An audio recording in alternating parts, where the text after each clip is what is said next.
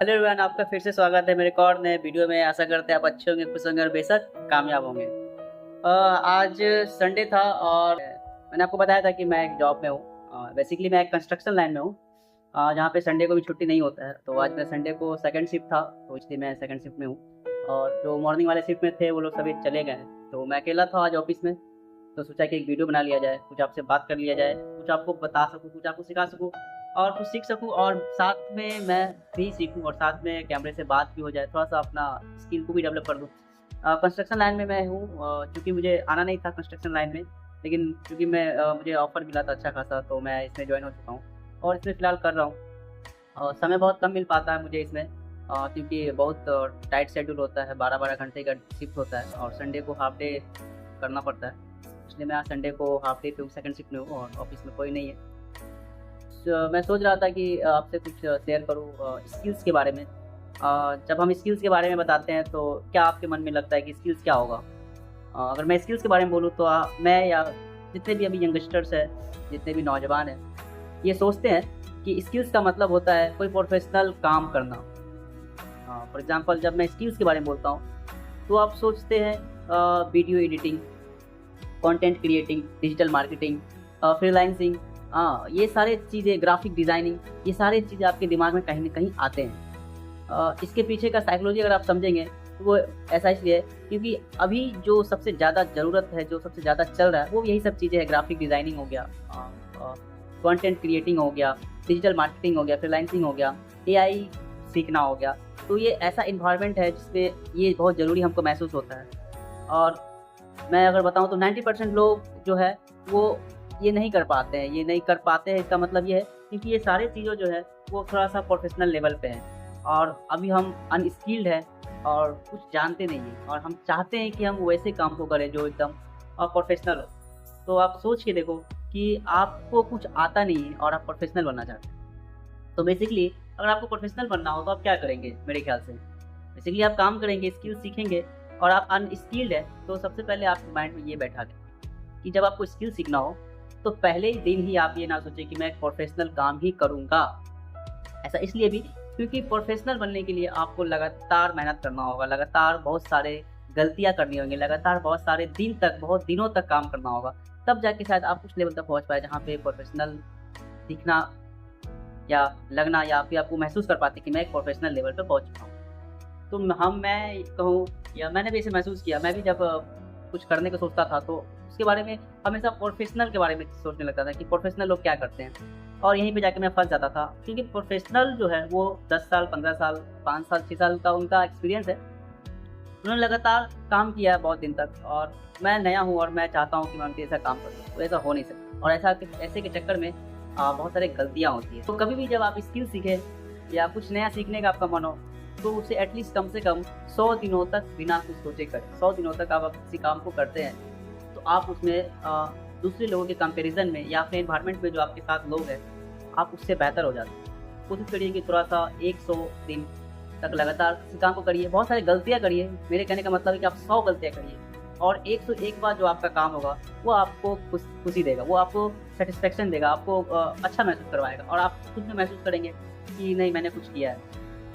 तो ये एक बात थी जो मैंने आपको बताया कि प्रोफ़ेशनल होना और अनस्किल होना, नहीं कुछ जानना, ये दोनों में बहुत सारा डिफ़रेंस होता है कि आप कैसे उस चीज़ों को ज़ीरो से हीरो तक का सफ़र तय कर सकते हैं। मेरे कहने का मतलब ये था।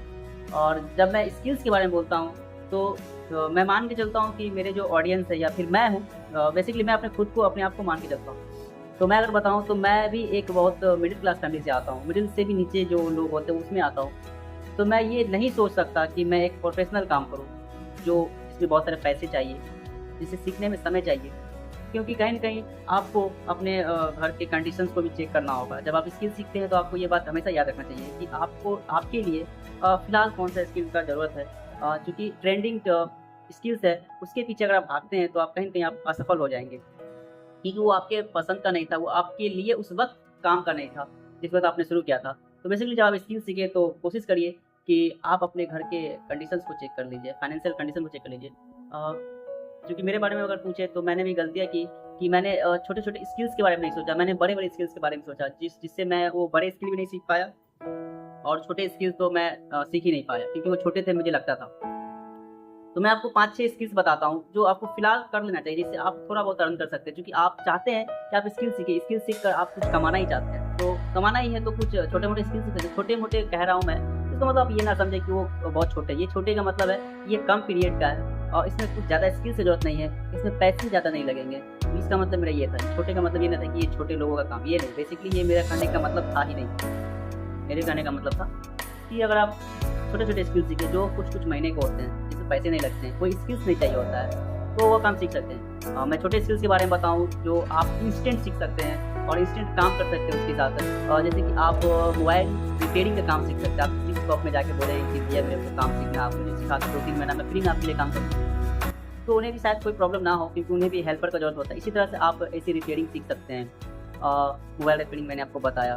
उसके बाद आप इलेक्ट्रॉनिक्स का काम सीखते हैं, इलेक्ट्रीशियन बन सकते हैं, वायरिंग वगैरह जो घर में होता है वो काम सीखते हैं। उसमें आप छोटे-मोटे काम 2-3 महीना में सीख के बेसिक चीज़ें सीख कर आप कुछ ना कुछ अर्न कर लेंगे।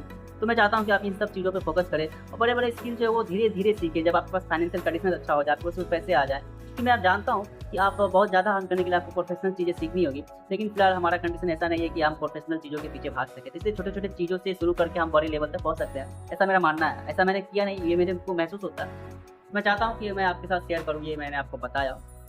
और स्किल्स सीखिए, कोई भी स्किल्स सीखिए, ये स्किल्स बहुत ज़रूरी है। आपने जो पढ़ाई की, स्कूलिंग जो की, वो कहीं न कहीं आपके रियल वर्ल्ड में काम नहीं आता है। ये थोड़ा बहुत काम ये आता है कि आप जो कोई स्किल सीखेंगे उसमें ये पढ़ाई आपके काम देगा। आप वो उसके लैंग्वेज को समझ सकते हैं और जो आपको जो बता रहा है उसको आप समझ सकते हैं, आप लिख सकते हैं, आप पढ़ सकते हैं, ये आपका बेसिकली काम आएगा। लेकिन स्किल्स आपको एटलीस्ट सीखना ही होगा। आप अगर किसी लाइन में जाते हैं, किसी इंडस्ट्री में जाते हैं, तो वहाँ पे आपका एक बेसिक एक आपका अपना एक स्किल होना चाहिए जिस पे आप वो काम कर सकते हो, जिसके वजह से आपको कंपनी रखती है। तो बेसिकली मैं आपको ये बताना चाहता था, जो मेरे जैसे लोग हैं, जो मेरे जैसे कंडीशंस में है, जिसका कंडीशन फाइनेंशियल कंडीशन अच्छा नहीं है, तो वो छोटे-छोटे स्किल्स के बारे में सोचें, उनको नोट डाउन करें, उसमें से कोई ना 1, 2, 3 ढूँढें और उसको सीखें 2-3 महीना में और कुछ ना कुछ अर्न करें। जब आप अर्न करने लगोगे, आप थोड़ा-सा स्टेबल होंगे तो फिर आप आगे के लिए सोच सकते हैं। मेरे ख्याल से अभी आपको जो मेरे जो यूज़र्स हैं या मैं हूँ या जो मिडिल क्लास लोग हैं, उनको मैं यही सजेशन देता हूँ कि आप प्रोफेशनल या ट्रेंडी स्किल्स के बारे में ना सोचें। जो आपका ज़रूरत है, जो आपको अभी ज़रूरत है, उस चीज़ के पीछे भागें। अगर आपके पास बहुत सारा पैसा है, आपका फाइनेंशियल फ्रीडम है, आपके घर में सपोर्ट है, तो आप बहुत अच्छे से काम सीख सकते हैं, प्रोफेशनल लेवल पे आप काम कर सकते हैं। यही छोटे-मोटे बात थे जो मैं आपको बताना चाहता था। क्योंकि मैंने आज कोई स्क्रिप्ट नहीं लिखा था, मैंने ऐसे ही कैमरा ऑन किया और आपसे बात करना शुरू किया, तो मैंने आपको बताया। ऐसे ही मैंने एक वीडियो शूट किया। आशा करते हैं आपको ये वीडियो पसंद आया होगा। अच्छे से जिए, हँसते रहें।